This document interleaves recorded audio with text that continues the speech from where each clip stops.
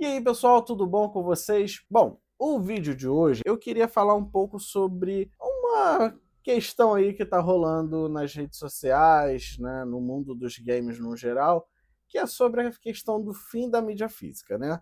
O GTA 6 ele já veio assim com uma promessa muito grande, mas também desagradou muito uma galera. Porque quem não sabe, o GTA 6 ele vai ser vendido tanto na mídia digital, como todos os jogos hoje em dia são, quanto na mídia física. Porém, nessa mídia física, ele será vendido sem um CD. Ele será apenas um código que será enviado para a pessoa dentro da capinha do jogo. Esse código você vai colocar no seu console e o download só estará disponível na data que será lançado o jogo. Exatamente para evitar de problemas que rolaram aí de vazamento de jogos antes da data de lançamento, porque o CD chegou, a galera foi instalando em videogame e foi uma bagunça só. Então, para evitar todo esse problema, todo esse caos com relação à mídia física, a Rockstar resolveu fazer dessa forma. E aí a Sony já se aproveitou e falou: cara, eu já vendo videogame em mídia física e mídia digital. Por que, que eu não começo a lançar tudo somente em mídia digital? O computador hoje em dia, né? Eu pelo que eu me lembre, ele é basicamente todo, 99% dos jogos é mídia digital, já não existe mais CD. Muitos computadores hoje em dia não têm driver de CD, né? Além do mais, porque um driver de CD para os jogos atuais precisam ser drivers de Blu-ray, e aí é mais um custo e tudo mais para um PC gamer que já é bem caro de se fazer. E para mim, de verdade, o que a Sony está fazendo não é nenhuma novidade. Eu acho que desde o momento que a Sony resolveu fazer o PS5 dessas duas versões, né, de mídia física e mídia digital, já era um indício de que, olha, lá na frente, mídia física vai cair por terra, tá? O que vai ficar valendo é mídia digital. E com isso, eu queria voltar lá para trás da época do PlayStation 1 para a gente falar um pouco sobre a evolução da mídia até os dias de hoje e o futuro sem mídia física, né? Então, vamos detalhar aí todas as fases do PlayStation, todos os tipos de mídia, capa e tudo mais. Fica aí, porque tem muita coisa legal, tem muita coisa que eu descobri na pesquisa, que eu achava que sabia bastante, mas tem muita coisa que eu não fazia ideia. E vamos ter também um pouco da nostalgia, né? Que era a época do PlayStation 1, a época da pirataria do PlayStation 2 e tudo mais, tá? Então fica aí pra gente aprender todo mundo junto. E eu também quero saber, se eu deixar alguma coisa de lado ou se eu falei alguma coisa errada, deixa nos comentários para me corrigir, tá bom? Vamos lá. Bom, a PlayStation ela começou lá atrás, até no ano do meu lançamento, do meu lançamento não, né? Do ano do meu nascimento, lá em 1994, tá? Ela começou fazendo CDs, tipo aqueles CDs que a gente tinha de música e tudo mais, além de gravar áudio, ele gravava dados. E os dados eram limitados a 700 megas ali, 650, 700 megas de dados. Para a época foi uma evolução muito grande, porque a gente tinha os cartuchos, e os cartuchos eles ocupavam pouquíssimo espaço, né? Eles tinham uma capacidade de espaço muito limitada. E aí esse salto para o CD foi assim, um boom. A PlayStation foi e já aconteceu. Ela possuía cerca de 10 vezes mais armazenamento do que o cartucho do Nintendo, para vocês terem uma noção de como isso era grande em termos de dados. E além disso, o CD ele custava muito pouco. O CD era muito mais barato do que um cartucho. E aí eu lembro que nessa época, cara, para quem tinha condições financeiras e tal de ter todos os jogos originais, era legal porque quando você pegava um jogo original, ele tinha a mídia, né?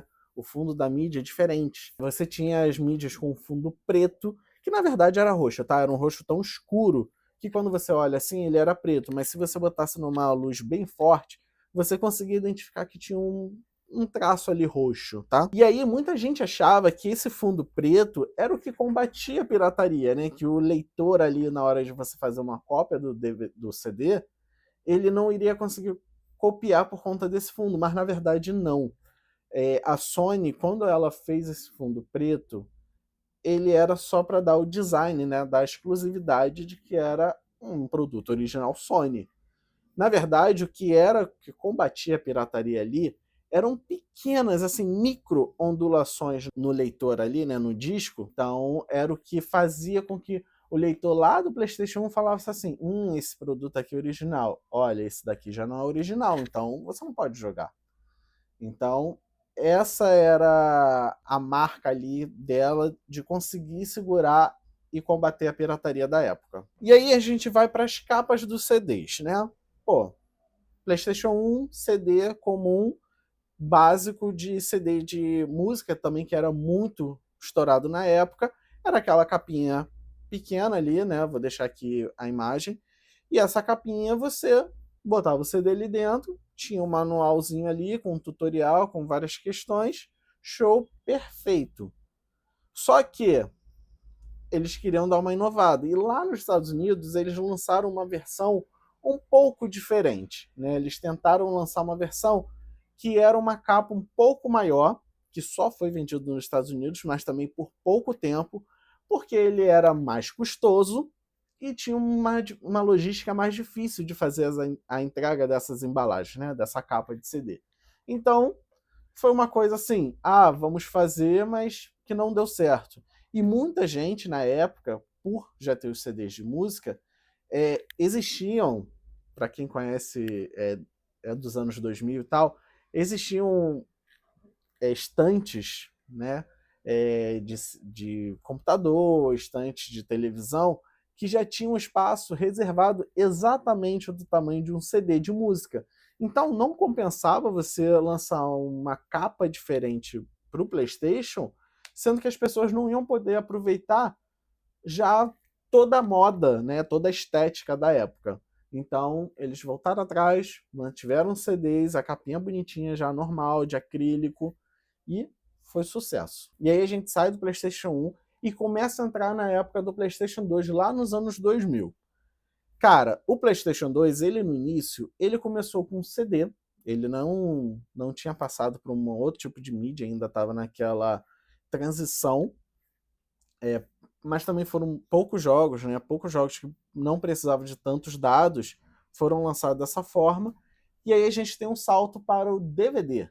Só que não somente o DVD, como um DVD de dupla camada também era possível de se encontrar para o PlayStation 2. Tá? Então a gente salta de uns 700 megas de dados, de 4,7 gigas de dados ou até 8 gigas e meio de dados. Isso é um salto muito grande de dados, né? E lá a Sony ela produziu assinaturas específicas para cada tipo de mídia.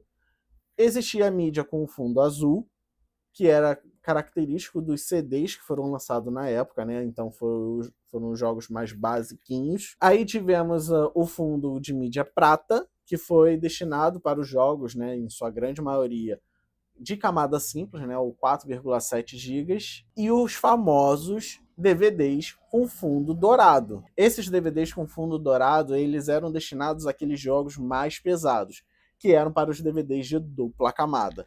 E esses jogos, cara, eles eram, na época, a coisa assim, se você tem um jogo com mídia dourada, você já tava assim, caraca, um jogo de mídia dourada, não sei o que e tal, porque era um jogo muito grande, era um jogo muito pesado, você precisava de muitos dados para poder colocar ali. Com a evolução ali da tecnologia, a evolução de toda a estética da época, a gente começou a ter também a evolução das caixas. A gente deixou de ter as caixas de CD para as caixas de DVDs, que também estavam ficando muito famosas na época. Então, era DVD de filme e era DVD de jogo. As estantes e tudo mais, os móveis de casas, já começaram a se adaptar para esse tipo de formato de caixa. Tudo vai evoluindo junto, né? Tipo, tanto a parte estética de uma casa quanto a parte de mídia que as pessoas dependem hoje em dia. E aí essas caixas de DVDs, né, da assinatura da Sony, elas eram aquelas caixas pretas, né? Uma caixinha preta ali que vai o manual, com tutorial, tudo bonitinho, aquele encarte bonito, né, que a Sony tinha, né? Sempre não, que a Sony tinha, com vários detalhes, com algumas curiosidades do jogo, com os créditos no geral do jogo, né? De quem fez, quem produziu, quem estava na produção do jogo. Então era muito legal isso. E outro diferencial da época das caixas originais da Sony é que na época eles ainda tinham espaço para você colocar o memory card. Que aí quando você vai, vou no meu amigo jogar videogame, você levava a caixa do seu jogo com o memory card que você ia usar na época, né? Porque na época era assim, né? Memory card, 8 MB, se eu não me engano, para você fazer o save do jogo e você conseguir levar para você poder usar a sua gameplay na casa do amigo ou para qualquer lugar. E para quem não lembra, na época, o PS2, se eu não me engano, foi o boom da pirataria. Ter um PS2 era quase um sinônimo de você ter um PlayStation pirata. Na época, era comum, não estou dizendo que é certo, estou dizendo que era comum, você ter um videogame pirata. Só que na época, o PlayStation 2, para você piratear, você tinha que fazer uma solda na placa-mãe. E na época, se eu não me engano, o desbloqueio mais famoso era o desbloqueio Matrix, né, que eles chamavam. E essa solda ela servia para enganar o leitor do disco, para ele entender que o DVD que estava ali era um DVD original. Então, assim, foi o boom da pirataria. Era você entrar numa feira e você ver tantos 3 jogos por 20, 3 jogos por 15. É você ir aqui no Rio de Janeiro, você ir no centro do Rio, no prédio comercial que tem lá na Carioca, todo mundo vendendo jogo de PlayStation 2 pirata. Então você conseguia, foi uma época que todo mundo teve muito mais acesso a ter vários jogos, né? Você conhecer vários franquias de videogame de forma pirata. É certo? Não, mas foi, eu acho que a época que você fez com que as pessoas gostassem de jogar videogame, porque as pessoas teriam acesso a não gastar R$ 100 na época para comprar um jogo e às vezes não gostar. Então a pessoa comprava 3 por 20, 3 por 15 e era muito mais simples. Você não gastava tanto dinheiro assim, né, para você poder jogar um jogo. Precisamos dizer, né? Eram bons tempos, eram mais fáceis também. E aí, né, aí a gente entrando já um pouquinho na questão de quando começou algumas outras mudanças que a Sony fez, que eu acho que parou de agradar a tantas pessoas, né? Quando houve o lançamento do PlayStation 3, que também já era um pouco mais difícil de piratear, lembro que na época lançou o PS3 e tinha o Xbox 360, o Xbox ele era muito mais simples de se piratear. E eu acho que ele teve um grande boom nas vendas em comparação ao seu concorrente PlayStation 3, exatamente porque o PlayStation 3 era muito mais complexo de se piratear. Mas além disso, o PlayStation 3 ele começou a trazer os jogos sem o encarte, tá? Então as caixas dos jogos do PlayStation 3 começaram a se tornar muito simples. Era apenas a caixa com o encartezinho ali do jogo, sem nada de especial. Às vezes tinha uma arte no fundo do encarte, só para quando você abre, você vê ali a arte por trás, mas não tinha um manual, não tinha toda aqueles créditos, às vezes uma curiosidade do jogo, porque estava tudo dentro do jogo. O PlayStation 3 ele teve a evolução do DVD, lá de 4.7 GB a 8,5 GB, para o Blu-ray, que chegava de 25 até 50 GB de dados.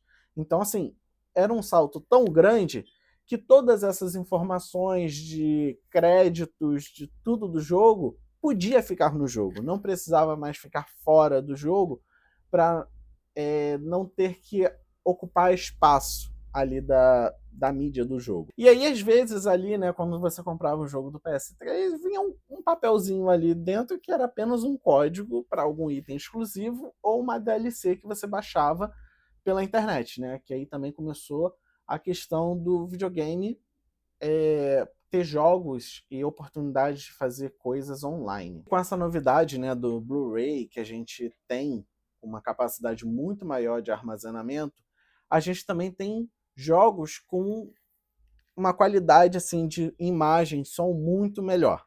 Né? A gente passou a ter jogos em Full HD. Hoje em dia é o básico do básico você ter um jogo em Full HD. Até no celular os jogos hoje são basicamente Full HD. Mas na época foi uma grande evolução. Você ter uma televisão também Full HD era bem difícil. Era tudo feito sem uma compressão, então tudo ficava mais bem detalhado, mais bem... O som era muito melhor, gente. O salto é impressionante. É porque a gente tem uma memória de coisas do passado, né, de como é que eram os jogos no passado, e a gente sempre acha que era muito melhor. Só que quando a gente vai jogar um jogo de PlayStation 1 ou PlayStation 2, a gente vê como a qualidade era bem diferente do que a gente tem hoje. Por mais que na nossa memória pareça que a qualidade é muito melhor. Essa questão também da mídia, do Blu-ray, ele permitia que jogos grandes ficavam em apenas uma mídia. Diferente do Xbox, que às vezes... Cara, tinha jogo no Xbox, se eu não me engano, que tinham 3 mídias, ou 4, se eu não me engano, porque era tão pesado que o disco do Xbox ele era pequeno, então você tinha que ter várias mídias para fazer a instalação do jogo, para depois você jogar no disco base, né? Para você usar. E no PlayStation não, no PlayStation era uma mídia só, e com uma mídia de dupla camada, cara, tinha jogo absurdamente imenso. Mas a gente também vai falar sobre a questão da dupla camada do PlayStation 3, que era o que fazia queimar muito o leitor do console. E o grande diferencial desse Blu-ray, né, além de capacidade de jogos com melhor qualidade, é que ele foi conhecido como o CD que não arranhava, né? A mídia que não arranhava. Então, muita gente falava assim, ah, eu tenho PlayStation 3, a mídia não arranha, não sei o quê, e pegava, riscava e falava, cara, realmente não arranha. Essa mídia realmente ela tinha uma resistência muito grande a arranhões. Ela parecia que realmente não tinha atrito ali para fazer com que arranhasse a mídia. Então passava tudo muito de leve assim, direto e não arranhava. Isso era muito legal. Mas outra perda que tivemos, né, nessa geração foi a perda das assinaturas da mídia. Né? A gente deixou de ter mídias coloridas, preto, roxo, azul, prata, dourado, e tivemos apenas o básico, que é do Blu-ray, que é uma mídia um pouco azulada, tá? Então, nada de camada especial, nada de CDs especiais ali com um fundo diferente na mídia. Era tudo azulado e fé.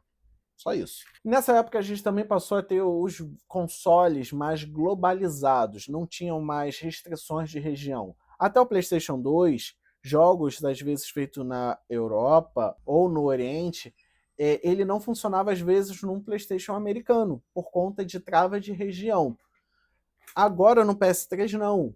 O PlayStation 3 ele era todo globalizado, então você podia comprar um PlayStation 3 lá no Japão e comprar um jogo nos Estados Unidos e funcionar super bem. Eu lembro que nessa época meu irmão ele foi viajar, né, a trabalho, ele trouxe um PlayStation 3 para mim da China, de Singapura, na verdade. E aí já é um PlayStation oriental. Além de, ele era 220 volts. No Rio de Janeiro, quase a gente não tem tomada 220. Hoje em dia tem um pouco mais por conta de aparelhos de ar-condicionado que necessitam de mais energia, né? Vou dizer assim, de uma voltagem maior. E aí eu tinha um PlayStation 3 e ainda tinha um transformador assim pesado para poder jogar o videogame, porque não tinha como, não tinha tomada 220 na minha casa. E também a tomada, né, a fonte de energia era uma tomada totalmente diferente, o plug, né, que encaixava.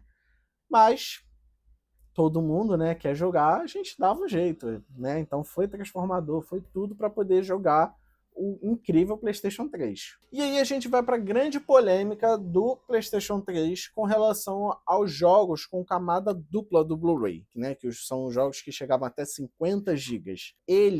Por que eles queimavam tanto os leitores do PlayStation 3? Vamos pensar. Ele tinha uma dupla camada, né?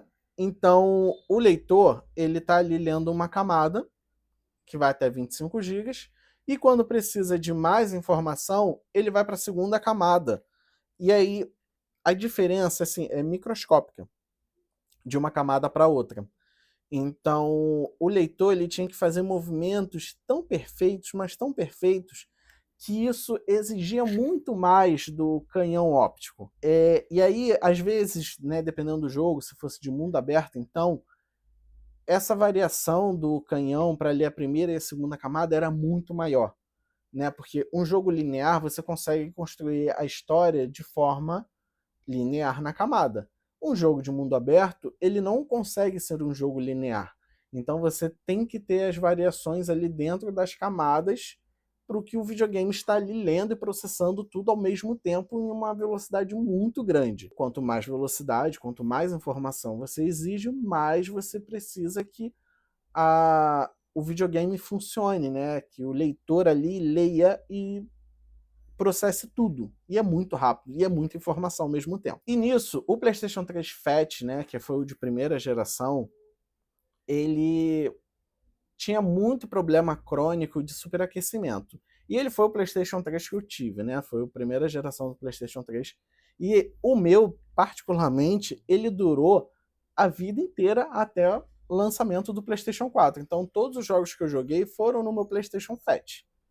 Até os jogos mais pesados, até ele morrer, tá? E aí ele morreu exatamente em jogos de dupla camada, que foi um The Last of Us 1.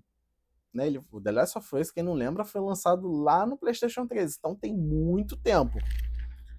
E ele, de fato, foi um jogo que arrasou com o meu videogame. Né? Ele acabou com o videogame, e naquele hype todo, eu tive que mudar para um PlayStation 4, né? Fui trabalhar, fui juntar dinheiro para comprar um PlayStation 4 para continuar a minha jornada lá de The Last of Us com novos formatos ali, né, que o PlayStation 4 trouxe pra gente. E aí, já aproveitando, a gente chega na era do PlayStation 4. A mídia é a mesma, as capas são basicamente a mesma, só que na hora de você jogar o jogo do PlayStation 4, o disco ali, né, do jogo, ele se tornou somente a forma de você entregar o jogo para o videogame. Então ali, o jogo em si, ele era um código, uma chave, para você fazer a instalação do jogo no seu videogame, só que o videogame, ele já lia o jogo a partir do jogo instalado no videogame. Por quê? Porque um HD é mais rápido de se ler, né? E você não precisa fazer o uso o tempo todo do canhão do leitor para processar todos os dados do jogo. Então, a única coisa que o CD fazia, né, ali o canhão, era ler o CD que estava dentro do videogame e falar: esse jogo é original e está permitido a ser jogado. Então, libera o jogo para a pessoa continuar jogando. Então, você estava ali jogando, você não escutava mais aquele barulho de como se fosse o canhão lendo o CD o tempo todo. Ele pegava, lia de vez em quando, continuava liberando o jogo para você jogar ali de forma automática. E essa grande mudança fez com que o leitor, né, óptico do videogame durasse muito mais tempo. O PlayStation 4 ele começou a ter jogos muito grandes de novo, que nem o Blu-ray de dupla camada dava jeito. Né? Então voltamos a ter jogos ali de 2 discos novamente. Só que no PlayStation 4, como funcionavam os 2 discos? Já que você tinha ali informação e você precisava do jogo no videogame para poder liberar a jogatina, né? Ele tinha um CD ali primeiro, né, de instalação, você fazia a instalação do jogo. Durante esse processo de instalação, ele pedia para você tirar e botar o segundo disco. Você colocava o segundo disco, ele terminava de instalar, e aquele disco era o que continha os dados para liberar o uso do jogo. Então, você tinha dois jogos na caixa, um era somente para instalação e o outro era para o fim da instalação e uso enquanto estava jogando o jogo. Tá? Era basicamente isso. A diferença ali da caixa do PlayStation 3 para o do PlayStation 4 é que ela deixou de ser transparente e passou a ser azul, um azul transparente, né? Um azul translúcido. Jogos especiais do PS4 tinham capas com cores diferentes, né? Tinha ali a época do PlayStation Hits, né? Que eles faziam. As caixinhas vinham na cor vermelha, então tinha algumas diferenças. Uma das polêmicas da questão do PS4 é que por muitos jogos foram lançados em sua versão 1.00. E o que isso diz? Era um jogo que às vezes era inacabado, né? Então, a empresa precisava lançar o jogo, sei lá, dia 27 de julho. O jogo não foi finalizado. Só que a gente precisa mandar a mídia para as lojas com um mês de antecedência. Então a gente faz o jogo ali base, sem estar finalizado, manda para as lojas, né? Porque tem que dar tempo de chegar em todas as lojas no dia da pré-venda, no dia do lançamento. E no dia do lançamento, quando você colocar seu jogo ali para fazer a instalação, além da instalação, ele vai fazer o download do restante do jogo, né? E aí isso virou um problema por quê? Ah, beleza, comprei um jogo desse que é básico, se não me engano foi o Tony Hawk do PlayStation 4. Ele tinha um jogo tão básico que ele era quase que uma demo, que ele não tinha nada direito. Então, você coloca, vai fazer o download do restante do jogo para você poder jogar. Só que, se os servidores da Sony, do PlayStation 4 forem desligados, como que eu faço para continuar jogando? Então isso entrou assim em discussão, foi gente reclamando por conta disso, porque te entregaram um jogo sem estar pronto, né? Então, quando acabar os servidores do PS4, esses jogos acabam se tornando meio que inutilizáveis. Coisa que está rolando com relação aos jogos sem mídia física por questão disso, porque você compra o direito de ter o jogo, mas esse jogo, na verdade, não é seu, porque se não tiver servidor, não serve de nada. Finalmente a gente chega no PS5, né, que aí, de fato, mudanças mínimas, né, não tem grandes mudanças, o que eu falei, a Sony lançou um PS5 versão digital, que era mais barato, e uma versão com mídia física, que era um pouco mais cara.